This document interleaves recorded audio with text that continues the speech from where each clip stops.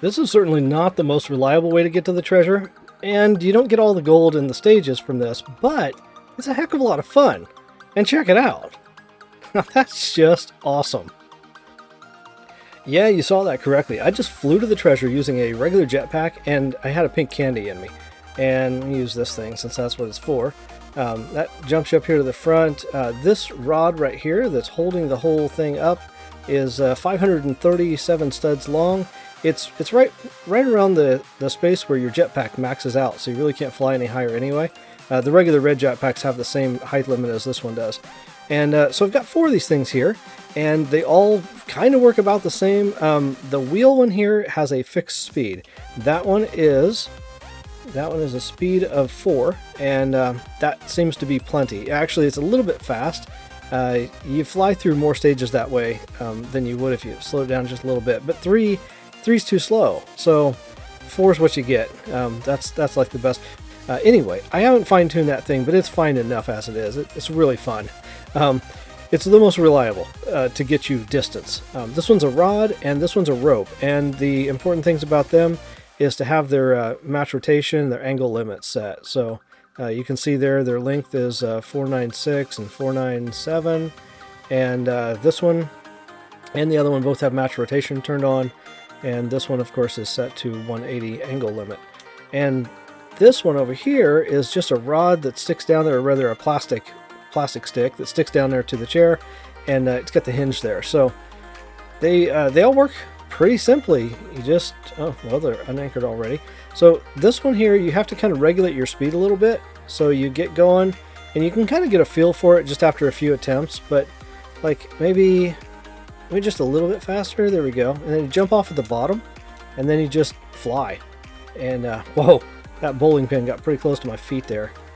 And I just missed it. Well, I'm not going to go back for that, but you know, that's the risk you take. But it was darn close, and that was really fun. Okay, so I've got another version of this. So that one's really cool, and you guys can make those, and all of them work. The rope one is probably my most favorite because it has like the ability to kind of like sag. So you really have to get the timing correct. Oh yeah, thank you, portal, finally. So you have to do like if I slowed down, the rope would sag. So only because I hit the thruster and held it for so long that it did so well. And you can start to see, if I zoom out here a little bit, you start to see a little droop in the rope as it comes back around. I guess I'm still going too fast for that. Anyway, you know, you just turn the thruster on at the bottom, and that way it just makes you go, it makes you just keep the rope tight, and then it lets you get down to the treasure. Or you can fly over all the stages like this because I didn't care. Okay, I'm going to load something else. I had my buddy Claris in here the other day, and you guys see this. It's a cannon. More to the point, it's an avatar cannon where you can shoot yourself out of the cannon. And I don't think it likes my jetpack, so I'm going to take that off. I think the jetpack like messes up the weight half the time or something. So I just unanchor this thing. Whoops, unanchor, there we go. And then flip the switch. And so I get a balloon and a parachute that deploy. I've done this kind of thing before. I did a slingshot, and I did a, what was the other? Oh, it was like a bow and arrow kind of thing. And basically that's what you can do right there. I was kind of thinking, and I almost forgot to turn that off, but hey, that worked out perfect. Awesome. I'll show you the other two here. Check this out. This is like the bow and arrow, or I called it bow and avatar in the video, but this one is kind of the same sort of thing. But I'll show you the differences here in just a little bit. I'll reload that other one, and let's see. I have to like target that, and then pull it back. And there's a little stop on it right there, and then I release right there, and I just pulled it back too far, so I came off the track. But anyway, that's in another video. You can see that. This is the other one.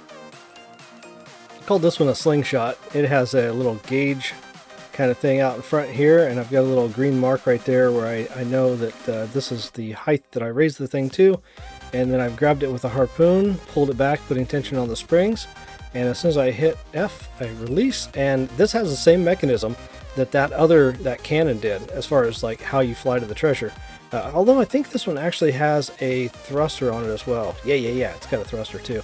So in case I do that kind of thing, well, I did that kind of thing because I used the thruster But in this case, I can turn that balloon off and fly the rest of the way to the treasure.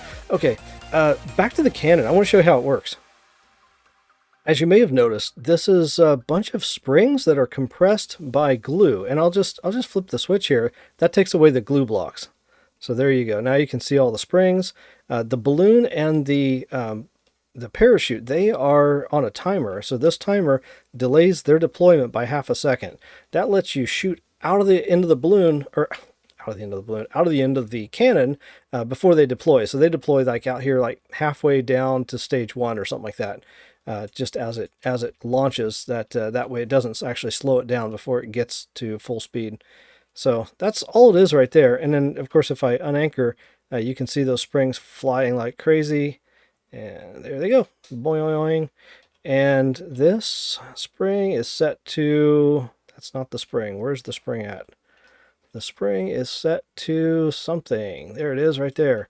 So I did max length 49 and target length 24. So I think I just... Yeah, this is the regular maximum length for the springs. Stiffness of 20,000, 400 dampening. You just kind of have to fine tune these things. It works differently for different avatars. Oh, check it out. When I showed my buddy Claris this, he jumped in it and was like, oh, let me try. I'm like, okay, figuring he's going to crash and burn. No, he totally made it to the treasure on the very first try. Look at this.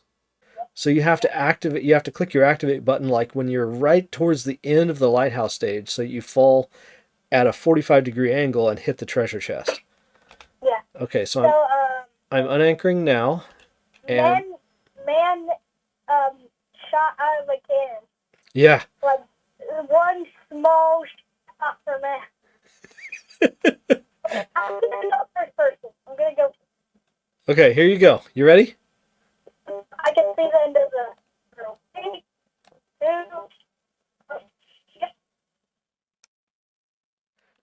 all right. So when you get to the lighthouse stage, click your button there.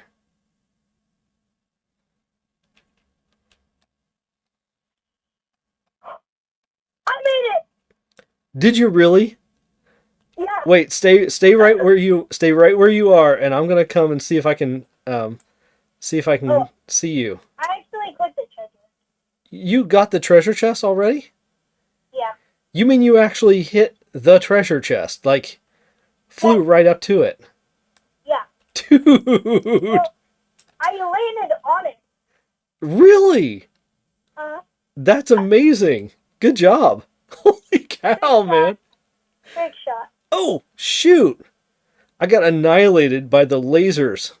Oh. Thank you guys so much for watching my video. This has been awesome.